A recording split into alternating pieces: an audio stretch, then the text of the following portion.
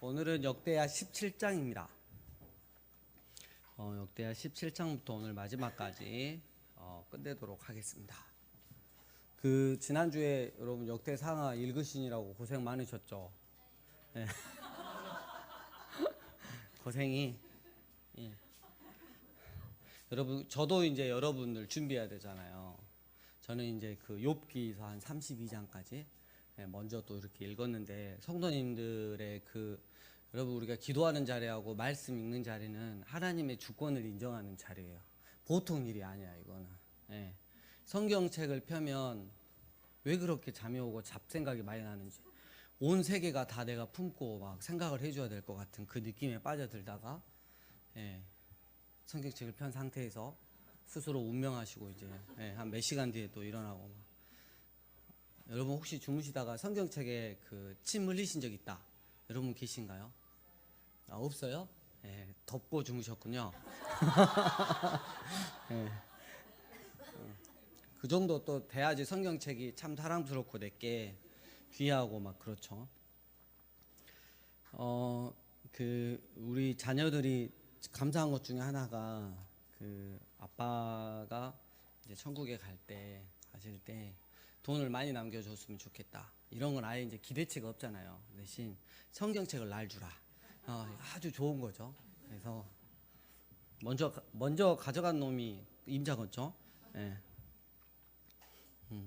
자, 그래서 이제 제가 좀 이렇게 위태위태한다 막 이러면 이제 성경책 찾아가지고 서로 돌려서. 예.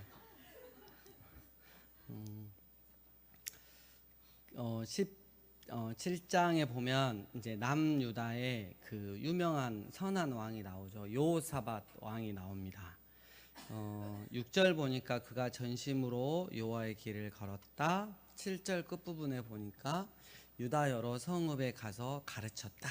그래서 각 동네별로 말씀 공부를 시작했어요.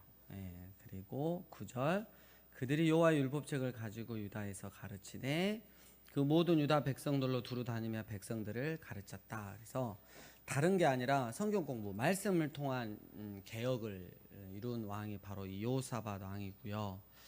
그리고 이 여호사밧 왕이 크게 실수한 게 딱 하나가 있었단 말이죠. 누구를 사돈으로 삼죠? 사돈으로 북쪽에 아합 왕이잖아요. 악하기가 이루 말할 데가 없을. 그래서 아합의 아내가 누구였다? 벨 회사에서 나왔죠. 이세벨이었고 낳은 딸이 아달랴였는데, 이 딸을 이 남쪽에 있는 여호사밧의 아들, 여니까 누구죠?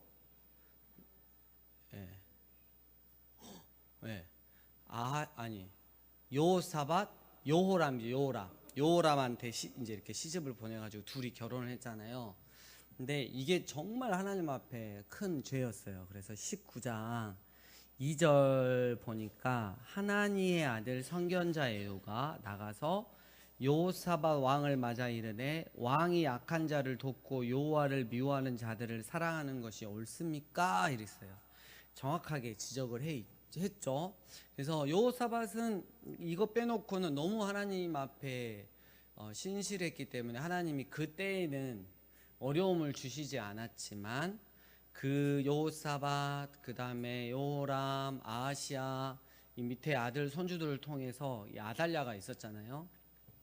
아달랴가 손주를 다 죽이고, 그리고 남유다도 걷잡을 수 없는 우상 숭배와 하나님 앞에 배반 행위를 어마무지하게 많이 하게 됨으로써 결국은 남유다가 망하게 되는 그런 계기가 됐다는 거죠. 그래서 여러분, 나 때에 안 일어나니까 괜찮아 이게 아니고, 분명히 하나님 앞에 잘못한 것이 있으면 반드시 회개하고 돌이켜야 돼요.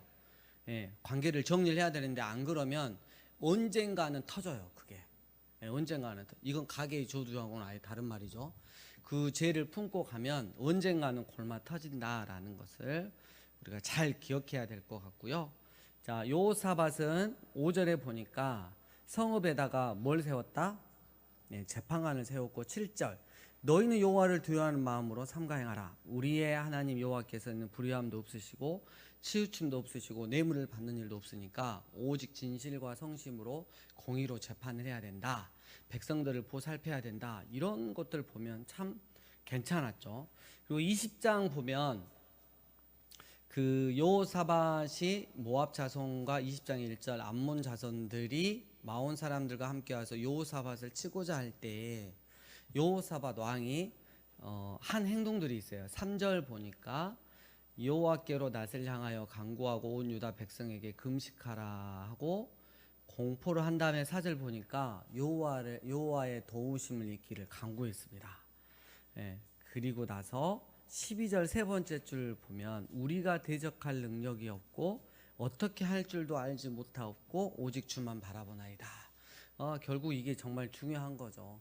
예, 주님, 우리가 뭘 할 수 있어서 이 정도까지 하고 나머지 주님이 도와주세요가 아니라 주님, 애당초 저는 하나도 할 수 있는 게 없습니다. 때문에 주님이 하셔야만 이 전쟁을 승리할 수 있습니다. 그렇기 때문에 주님만 바라봅니다. 주님, 제가 어디 높은 대학을 나오고 어디 높은 직급을 가지고 있어도 이건 하나님 앞에 아무것도 아닙니다. 하나님이 해 주셔야만이 이번 일을 해결할 수 있습니다 라고 고백하는 거죠. 17절 이 전쟁에는 너희가 싸울 것이 없느니 대열을 이루고 서서 너희와 함께한 여호와가 구원하는 것을 보라. 이렇게 응답을 받았어요. 그리고 나서 백성들한테 20절 세 번째 줄 끝부분에 너희들 너희 하나님 여호와를 신뢰해라. 그리하면 견고히 서리라. 그의 선지자들을 신뢰하라. 그리하면 형통하리라 하면서 21절에 백성과 더불어 운원하고 노래하는 자들을 택하여 거룩한 회복을 입히고 군대 앞에서 행진하며 여호와를 찬송하여 이르길 여호와께 감사하세. 그의 인자심이 영원하도다 하게 하였다. 이게 무슨 말이냐면 이미 전쟁이 시작되지도 않았는데 하나님 앞에 감사 예배를 드리고 있어요. 승리에 대한 감사 예배를 드리고 있다는 거죠. 그러니까 이런 찬송이 22절 울려 퍼질 때 하나님이 일하셔서 그들을 무찌르실 수밖에 없죠. 그래서 우리가 그 여호사밧의 이 기도, 절대적인 어려움을 만났을 때 하나님 앞에 드릴 수 있는 기도와 그 다음에 기도의 확신으로 하나님께 감사제를 드릴 수 있으면 이미 하나님께서 일하신다는 거죠. 자, 35절 가겠습니다. 이 여호사밧이 아까 딱 잘못한 게 하나 있다 그랬는데 누구랑 사돈을 맺었다 그랬어요? 그렇죠. 아합의 아들은 누구일까요? 네, 아하시아예요. 여러분 저 잠깐만 보시면 어려워요. 북이스라엘이 아합이죠. 아로 시작하니까 아하시아 요람이에요. 남쪽은 여호사밧이잖아요. 요로 시작하니까 요람 아하시아야. 이름이 바뀌었네. 그죠? 예. 근데 어쩌다고? 그냥 읽으시면 돼요. 저도 이거 어려워요. 왜 이름을 이렇게 지어가지고 우리 성도들을 힘들게 하는지 모르겠어요. 자, 유다 왕 여호사밧이 나중에 이스라엘 왕 아하시아와 교제하였는데 아하시아는 심히 악을 행하는 자였더라. 그러니까 여호사밧이 그 사돈인 아합뿐만 아니라 그 사돈의 아들인 아하시아하고도 악을 도모했다는 거죠. 결코 하나님 앞에 혼날 수밖에 없는 그런 거. 여호사밧이 왜 그랬는지 이해는 가지 않아요. 천하의 세상에서 가장 하나님 앞에 선한 사람이 가장 하나님께서 악하다고 하는 자와 함께 있다. 이거 정말 이해가 안 되는 거죠. 왜 그랬는지 이해가 되지 않습니다. 자, 이제 그러면 남유다는 이제 어떻게 되느냐? 여호사밧의 아들인 여호람, 아하시아 가면서 여러분 아까 아달랴가 있었죠? 여호람의 아내 아달랴가 나중에 이제 여호람이 죽고 그의 아들 아하시아가 죽으니까 내가 왕을 해버려야겠다 하고 손주들을 다 어떻게 했어요? 다 죽였어요. 그런 일이 있었어요. 근데 올라가면 이거 누구 때로부터 시작된 거다? 여호사밧 왕 때부터 하나님께 진노를 쌓아올린 결과가. 그래서 이제 남유다가 기울어지기 시작하는 거예요. 기울어지기 시작하는 거. 그래서 그 일들이 쭉 이렇게 나오고요. 22장. 자, 22장 10절 보면 아하시아의 어머니 아달랴가 자기의 아들이 죽은 것을 보고 일어나 유다 집의 왕국의 씨를 모두 진멸했어요. 근데 그 중에 딱 한 명 살아남은 손주가 있었는데 누구죠? 11절에 요아스죠. 예. 근데 퀴즈 한번 될까요? 이 요아스가 어렸을 때 이제 몰래 이렇게 했다가 8살인가 될 때 왕으로 세운 대제사장이 있어요. 누구였죠? 여, 호, 야, 다. 여러분 진짜 대단하시다. 내가 3글자를 하니까 하나를. 와 대단하다. 예. 그래서 이 요아스가 나중에 이제 왕이 돼가지고 이렇게 열심히 대제사장의 가르침에 따라서 개혁도 하고 그랬는데 나중에 스승인 여호야다가 죽으니까 어때요? 또 교만해지고 우상을 섬기기 시작했어요. 그래서 여호야다의 대제사장의 아들인 스가랴가 이에 대해서 지적을 하니까 돌로 터서 죽여버리는 그런 악행을 행했어요. 이 이후로 보면 남유다 왕들의 특징이 뭐냐면 하나님 앞에 재능도 있고요. 조금 착한 것 같아. 근데 꼭 나중에 교만해져 가지고 하나님한테 제껴지는 인생을 이렇게 살더라고요. 자, 24장 이야기를 제가 다 했습니다. 그리고 이제 25장 가면 누구 나오죠? 그 다음 왕인 아마샤가 나와요. 굉장히 괜찮았어요. 에돔하고 전쟁이 일어났는데 용병을 많이 모집을 해가지고 전쟁을 하려고 할 때 하나님이 손이 짧으냐 다 거둬라 이래서 그들을 돌려보내고 전쟁에 참가해서 이겼어요. 하나님의 은혜입니다라고 고백해야 되는데 나 싸움 잘한가 봐. 나 싸움에 재능이나 봐. 그래가지고 무담시 가만히 있는 북이스라엘하고 한번 맞짱 터보자고. 그런 거라고 똑같아요. 제가 어디 갔는데 이렇게 초등학생하고 싸워갖고 이긴 거야. 그래가지고 아니 그냥 등치가 좀 있었는데 옆에서 사람들이 다 잡아줬어. 막 팔도 잡아주고 다리도 잡아줬고 나 마음대로 때리고 막 이렇게 해가지고 내가 이겼어. 그래서 이겼다고 너 싸움 잘한가 보다 하고 이제 박형민 집사님한테 한판 하죠. 이렇게 한 거라고 똑같죠. 그래서 북이스라엘이 아야 너 그러지 말아라. 그러다가 너 맞는다. 몇 병 공격을 하는데 아마샤가 아니 나 싸움 잘하거든 이렇게 했다가 크게 낭패를 보고 예루살렘 성이 크게 파괴가 되는 그런 일이 있었습니다. 아마샤도 결국 하나님 앞에 교만했고요. 26장 하면 왕이 누구 나오죠? 우시야 이 왕은 우리나라 세종대왕처럼 재능이 많았어요. 농사에도 관련이 많고 농업에 관련된 거, 뭐에 관련된 거 이런 것들을 기계들을 많이 만들어 가지고 진짜 백성들을 이롭게 했거든요. 5절 하나님의 묵시를 밝히 아는 스가랴가 사는 날에 하나님을 찾았고 그가 여호와를 찾는 동안에는 하나님이 형통하게 했어요.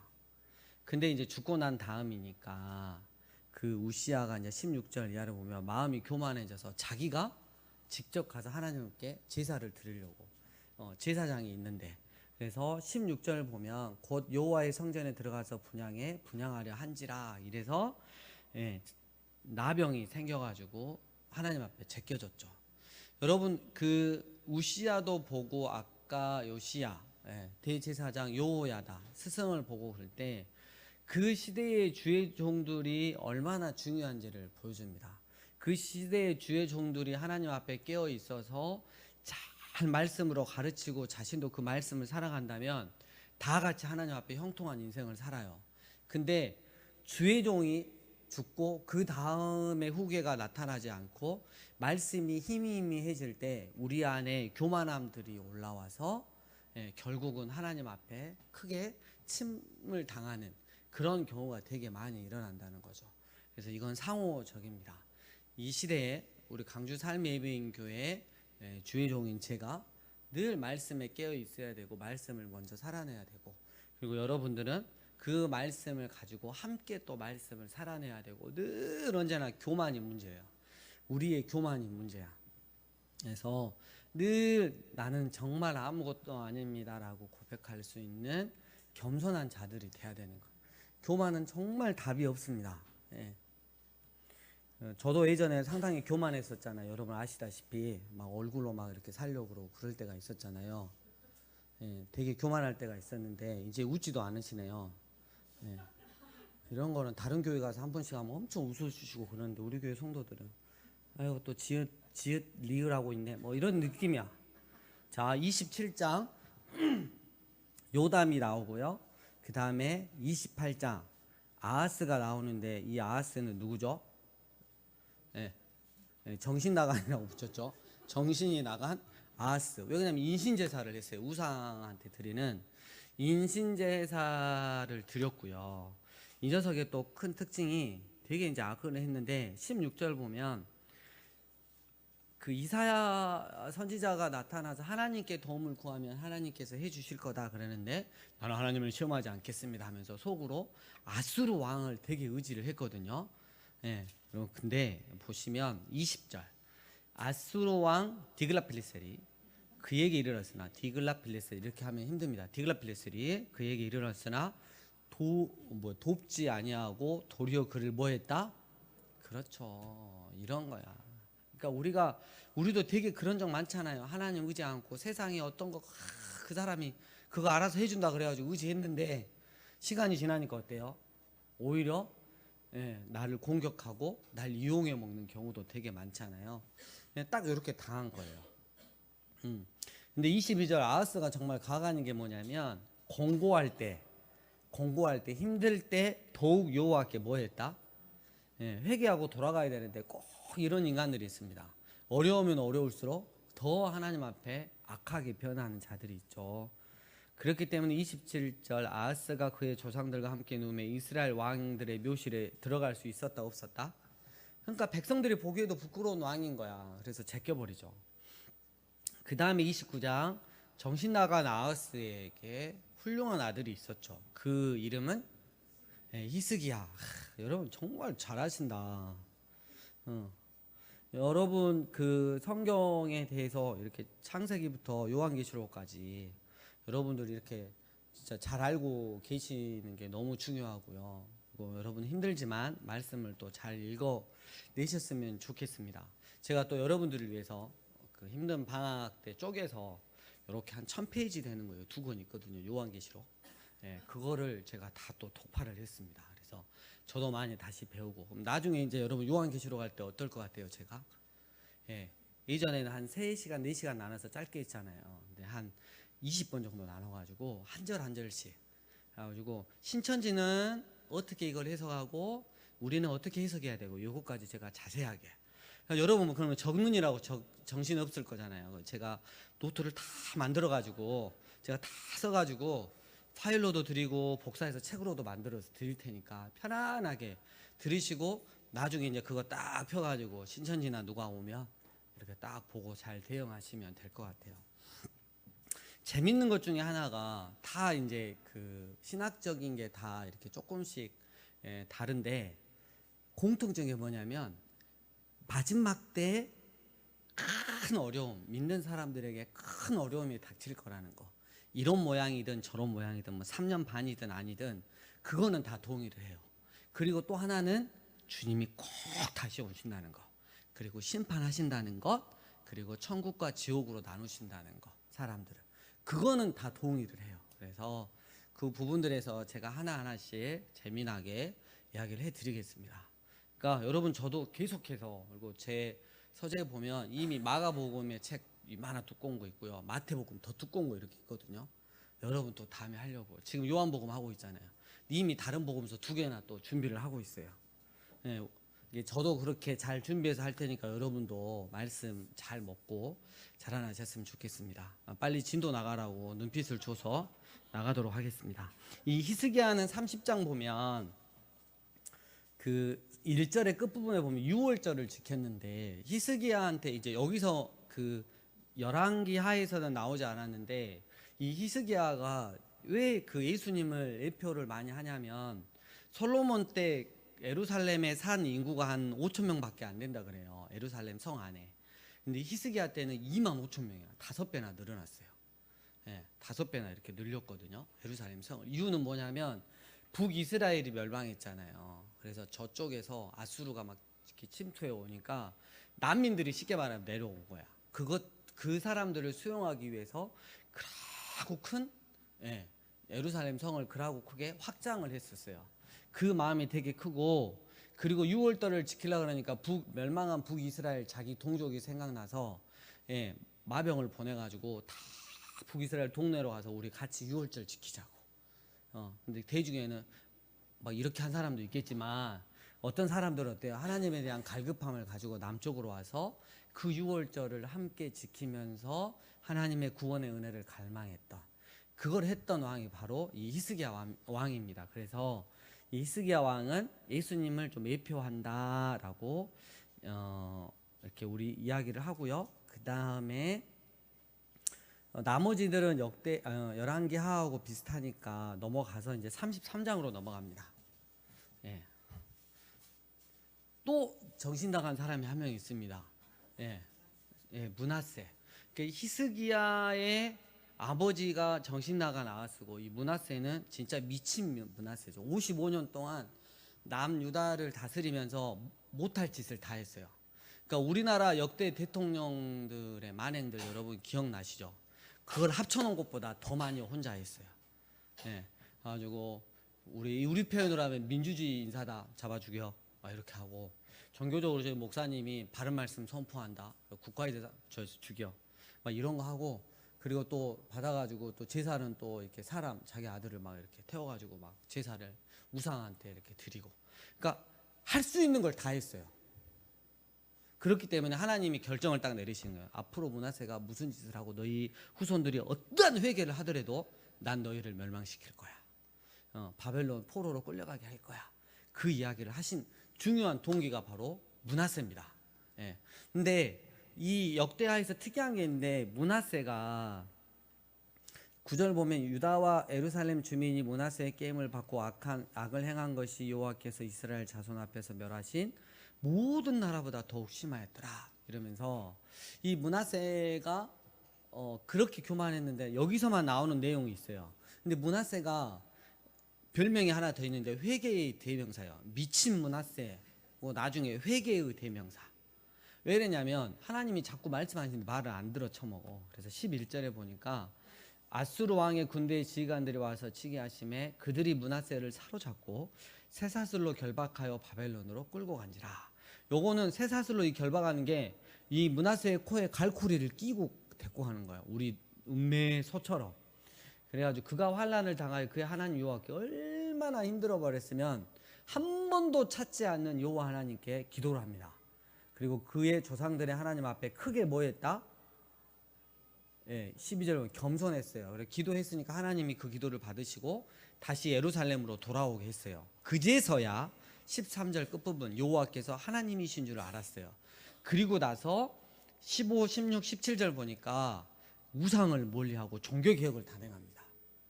하지만 이전에 지은 죄가 너무 컸기 때문에 남유다에 대한 하나님의 계획은 변경되지 않았습니다. 아무튼 므낫세에 이런 이야기가 있고, 그 다음에 34장 보면 1절에 누구 나오죠? 남유다는 그래도 착한 왕들이 한 번씩 있어요. 요시야는 일명 쉐마 왕이었다 그랬어요. 말씀, 율법책을 발견하고 그걸 다시 읽고, 여러분 생각해 보세요. 므낫세가 55년 동안 성경책 다 없애버렸어. 창고에다 다 박아놨단 말이에요. 근데 성전 수리할 때 발견한 거야. 그걸 보고 와, 하나님이 우리를 치시겠구나. 하나님이 우리를 어떻게 대하셨는데 우리가 이렇게 하나님을 배반했구나 알고 회개했어요. 그래가지고 30절, 34장 30절, 그 다음에 31절 보면 이 말씀을 모든 사람들에게, 백성들에게 이렇게 들려주고 다시 한번 35절 유월절을 지키기로 결정을 합니다. 그런 일이 있었고요. 이제 36장 보면 이제 마지막입니다. 1절에 누구 나오죠? 요아스. 조금 상태가 제가 봤을 때 좀 부족합니다. 그리고 5절에 누구 나오죠? 여호야김. 그 다음에 왕이 누구죠? 9절에 여호야긴. 그 다음에 11절에 시드기야, 마지막 왕입니다. 여러분 이 마지막 때 그 활동하던 남유다의 선지자의 이름은 누구였죠? 미야. 이번엔 두 글자를 알아맞히셨습니다. 에레미야였는데, 바벨론 너희가 하나님의 징계를 받는 게 맞고 바벨론 포로로 끌려가는 게 하나님의 뜻이다라고 했지만, 이 자들은 방금 요아하스, 그 다음에 요호야김, 그의 아들 요호야긴, 그 다음에 시드기야까지 끝까지 끝까지 포로로 3차 포로로 끌려가면서까지도 이들이 놓지 않았던 건 행여나 애굽에서 도와주지 않을까, 행여나 애굽이 우리를 구원해 주지 않을까 하면서 끝까지 애굽을 의지함으로 말미암아 처참하게 멸망을 당하는 모습들이 나옵니다. 그리고 나서 이제 21절 이에 토지가 황폐하여 땅의 안식년을 누린 같이 안식하여 70년을 지냈으니 여호와께서 에레미야의 입으로 하신 말씀이 이루어졌다. 그리고 나서 22절 페르시아의 첫 번째 왕 고레스가 칙령을 발표하죠. 70년 만에 다시 예루살렘으로 돌아오게 되는, 그래서 이들의 정체성을 확립하고 우리는 하나님으로부터 다윗으로부터 나오는 하나의 민족이다, 하나님께 선택받은 민족이다, 이걸 강조하기 위해서 쓴 책이 바로 역대상하라고 했습니다. 특별히 이제 역대하 나머지 부분을 여러분 읽으시면서 하나님께서 은혜 주실 때 이게 더 겸손해야 되는데 우리가 그걸 잘 못하거든요. 저도 그래요. 순간 내가 나와. 그래서 내가 좀 똑똑해서 잘나서 그런 거 아닌가? 절대 그게 아닌데, 그래서 기억해야 할 게 하나님의 은혜 주실 때 더 겸손하고, 상황이 내가 할 수 있을지라도 늘 하나님께 묻고, 저는 하나님의 지혜가 필요합니다, 하나님이 해주세요, 어떻게 할까요? 라고 하나님의 도구가 되길 원합니다 라고 그렇게 기도하시면서 또 이렇게 말씀을 읽어 나갔으면 좋겠습니다.